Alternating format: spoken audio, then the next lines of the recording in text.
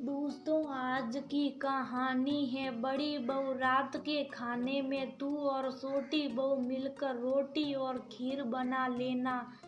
दोस्तों, कहानी शुरू करने से पहले अगर हमारे चैनल को सब्सक्राइब नहीं किया हो तो कर लीजिए ताकि आपके पास पहुंचे हर नया वीडियो।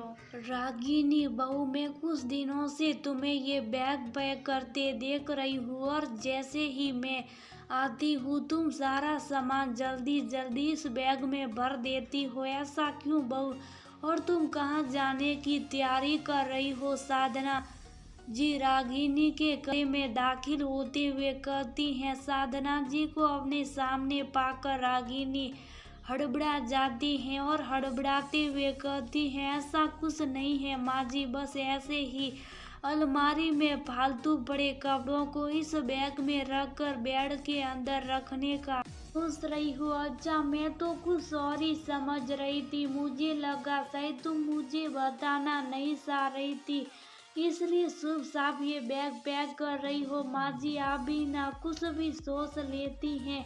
अरे, आज तक इस घर में आपकी जानकारी के बिना कोई काम हुआ है जो अब होगा? माँ जी, आप इस घर की रीढ़ है तो बाबूजी उसकी मजबूत पकड़ और आप दोनों के बगैर हम सब एक ऐसा वृक्ष है जो खड़ा तो है पर हवा के झोंके के साथ कब गिर जाए इसका अंदाजा भी नहीं है हमें। मैं भी तो तुम सबके बिना कुछ भी नहीं हूँ। रागिनी बहू, मेरे चेहरे की मुस्कुराहट में बसते हो तुम सब। सिर पर हाथ फेरते हुए साधना जी रागिनी को कहती हैं, अच्छा चल, अभी बहुत हो गई तेरी प्यार भरी बातें बहू, अब थोड़ा काम की बातें कर ले। वो रात के खाने में रागिनी तू और रश्मि मिलकर रोटी और खीर बना लेना और मैं पनीर कोफ्ता बना दूंगी। वो मोहित और आभास को बहुत पसंद है मेरे हाथों की बनी हुई पनीर कोफ्ता। ठीक है ना रागिनी बहू? ऐसा कहकर साधना जी बिस्तर से उठने वाली थी कि रागिनी साधना जी का हाथ पकड़कर फिर से बैठा देती हैं और कहती हैं, अरे माँ जी, अब तो आप आराम कर लीजिए, हम सब है ना रसोई का काम संभालने के लिए। माँ जी, इतने साल गुजर गए मेरी शादी को और रश्मि की शादी को, फिर भी आप दिन भर कुछ ना कुछ करती रहती हैं। अरे, जिस घर में दो दो बहुएं रहेगी वहाँ सासू माँ ऐसे काम करेगी, अच्छा नहीं लगता है माँ जी। कभी तो अपने पैर को आराम दिया कीजिए, सारी उम्र तो आप घर बार करती आ रही, अब तो कुछ पल बाबूजी के साथ बिता लीजिए माँ जी। अरे बहू, तो हम औरतें अपनी घर गृहस्थी से कहाँ कभी रिटायर मैड ले पाते हैं। मन ही नहीं मानता मेरा कि बैठकर जीवन गुजारा करूं। इस शरीर को काम करने की आदत जो पड़ी हुई है, अब तो ये आदत मेरी मौत के साथ ही जाएगी।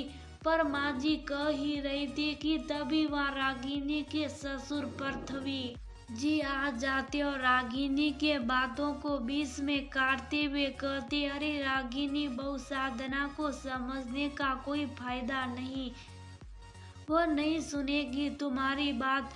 अरे, मैं भी कितने सालों से यही तो समझा रहा हूँ कि अब घर में दो बहुएं आ गई, अब तो अपने काम से रिटायरमेंट ले लीजिए साधना जी। पर ये सुनती नहीं, बस एक टांग पर पूरे घर में भागती दौड़ती रहती हैं, कभी ये काम तो कभी वह काम। बहू, मैं कब से कह रहा हूँ कि चलो चार धाम की यात्रा करके आते, पर ये सुने तब ना उल्टा कहती है, मैं चली जाऊंगी तो बहू बेटे और पोते पोतियों को कौन देखेगा? तुम्हें पता बहू, एक समय था जब साधना कहती थी कि चलिए कहीं बाहर घूम कर आते, तो उसी समय में अपने कामों में व्यस्त रहता था। और एक समय आज है जब मैं कहता हूँ साधना चलो कुछ दिन हम और तुम बाहर कहीं घूम के आते, तो ये कहती है मेरे पास समय नहीं है, घर परिवार छोड़कर कैसे जाऊँ? अब तुम ही समझाओ बहू।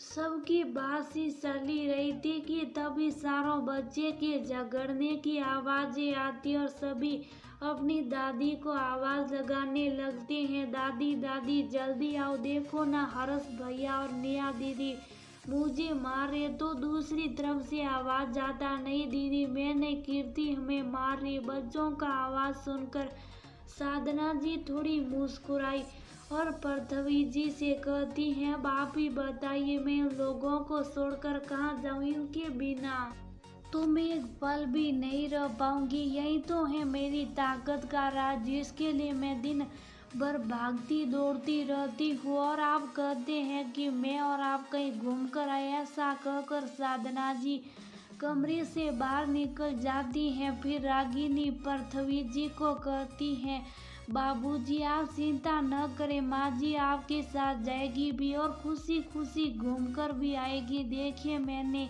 आप दोनों की सारी पैकिंग कर दी है। कल शाम को आप दोनों की शिमला की फ्लाइट है, उसके 3 दिन बाद हम सब भी आ जाएंगे और आप दोनों का 50वां शादी का सालगिरह वही मनाएंगे। ठीक है बहू, कहकर पृथ्वी जी अपने कमरे में चले जाते और रागिनी और साधना जी अपने अपने कामों में व्यस्त हो जाती। सुबह तड़के ही उठकर रागिनी और रश्मि साधना जी और पृथ्वी जी के जाने की पूरी तैयारी कर लेती हैं। दोपहर का खाना फटाफट निपटा कर रश्मि साधना जी को कहती हैं, माँ जी व मामा जी का फोन आया था, वो बोल रहे थे कि दीदी को कहना आज के आज मुझसे मिलने आए। वो मामी जी की तबीयत कुछ खराब चल रही है, शायद इसलिए आपको आज के आज ही बुलाया। हल्की उदासी का नाटक करते हुए रश्मि बोल रही थी, पर बहू तूने